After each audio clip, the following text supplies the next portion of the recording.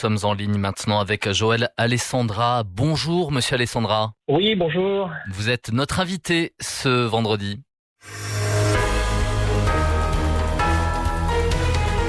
Vous êtes illustrateur, scénariste, dessinateur de bande dessinée. Vous avez réalisé une BD sur un personnage mythique, un grand voyageur, à une époque où les hommes voyageaient pas, ou en tout cas peu.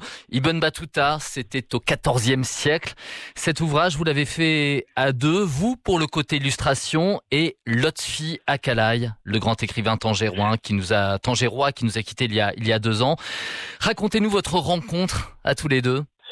Alors, c'est une très très belle rencontre de pouvoir discuter, rencontrer, travailler avec Lotfi Akalay. C'était un honneur absolu. Alors, on s'est rencontrés. Moi, je connaissais un petit peu Ibn Battuta. J'avais déjà lu La Rila.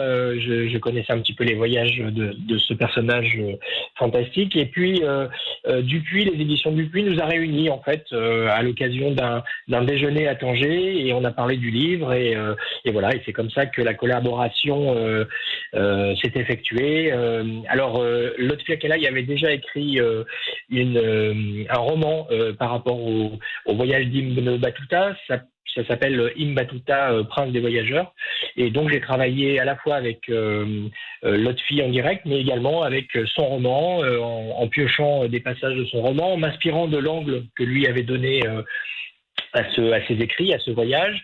Et puis, je me suis aussi inspiré de la Rila originale, qui est un gros volume, enfin 3 volumes de 400 pages, puisque ça raconte quand même plus de 120 000 kilomètres et 29 ans de voyage de Ibn Battuta. Alors un personnage justement comme Ibn Battuta, pour dérouler un récit, raconter une histoire, c'est du pain béni?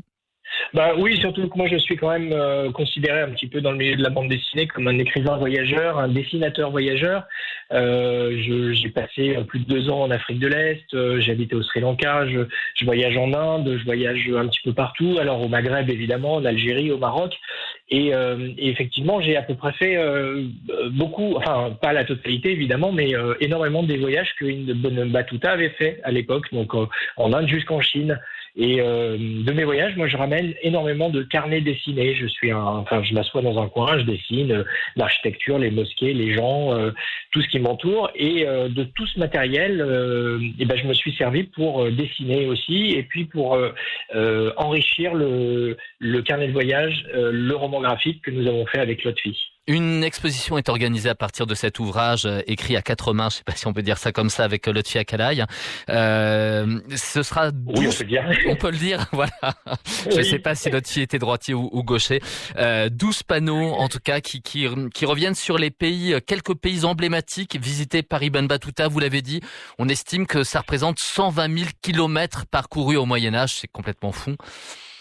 Oui, c'est considérable, surtout qu'on imagine bien qu'à l'époque, on n'avait pas de low cost, de voitures, d'avions, etc. Donc, Ibn Battuta l'a fait à pied, en caravane, à dos de dromadaire, et puis par la mer un petit peu, mais il avait une phobie des bateaux, il avait une phobie de la mer. D'ailleurs, il fait naufrage à un moment donné avec tous les biens que lui avait confiés le sultan de Delhi pour une ambassade en Chine pour promouvoir un petit peu la foi musulmane dans ce pays-là. Donc une belle histoire aussi. Le fait qu'il ait autant voyagé, qu'il ait découvert des mondes différents, des cultures différentes, cette exposition, elle sera présentée notamment dans un lycée. C'est intéressant, je pense aussi comme récit pour faire découvrir la différence, la diversité des cultures. Oui, absolument. Alors, Ibn Battuta, évidemment, est musulman, et donc son voyage est ponctué de visites des lieux saints dans tous les pays où il va. En fait, son but, en fait, c'est le Hajj. C'est faire le pèlerinage à la Mecque, qu'il aura fait au final 4 fois. Mais il prend des chemins de traverse. Il va rencontrer, comme vous le dites justement, différentes cultures, différentes nationalités, mais toujours dans le monde musulman. Donc c'est être musulman au XIVe siècle, c'est avoir un espèce de passeport. On est accueilli de manière très bienveillante. On nous offre le gîte et le couvert. On nous donne même de l'argent. Donc le monde de musulmans du XIVe part quand même, faut le savoir, de Grenade. C'est ça, il est immense. il est immense. Et donc, le voyageur musulman est toujours accueilli avec, on va dire, bienveillance, oui, c'est le mot juste. Alors, il rencontre quelquefois, évidemment, la culture de l'islam, je veux dire, la pratique de l'islam est différente en fonction des pays. Hein. Et il y a une anecdote, d'ailleurs, qui montre que Ibn Battuta est quelqu'un de très ouvert et de très, très, très curieux de la manière dont la foi musulmane est pratiquée dans tous ces pays. Il rencontre, je crois que c'est vers la Syrie, à un moment donné, un pèlerin, enfin un fidèle qui va se rendre à la mosquée pour prier et il commence par se laver les pieds pour les ablutions. Alors Ibn Battuta lui dit mais c'est pas comme ça qu'on fait en fait. Hein, dans on doit déjà commencer par les mains, la bouche, etc. Et donc le fidèle lui dit oui mais moi je veux que ma foi soit enracinée de manière très profonde et très solide. Et du coup, je commence par les pieds qui sont en contact avec la terre et je serai bien accroché. Et du coup, ma foi sera très solide avec de bonnes fondations. Et donc, il m'a tout à l'heure regardé et lui dit, oui, bon, c'est vrai, c'est pas comme ça qu'on fait, mais pourquoi pas? Et ce qui montre quand même son esprit très ouvert et très attentif aux différentes cultures et aux différentes manières de pratiquer la foi musulmane. Alors vous le savez peut-être ici à Tanger, notre aéroport international, il porte le nom d'Ibn Battuta. Vous-même, vous êtes un dessinateur voyageur, vous nous le disiez très vite. J'imagine que les voyages vous manquent actuellement? Alors oui, je reviens quand même de Mayotte, où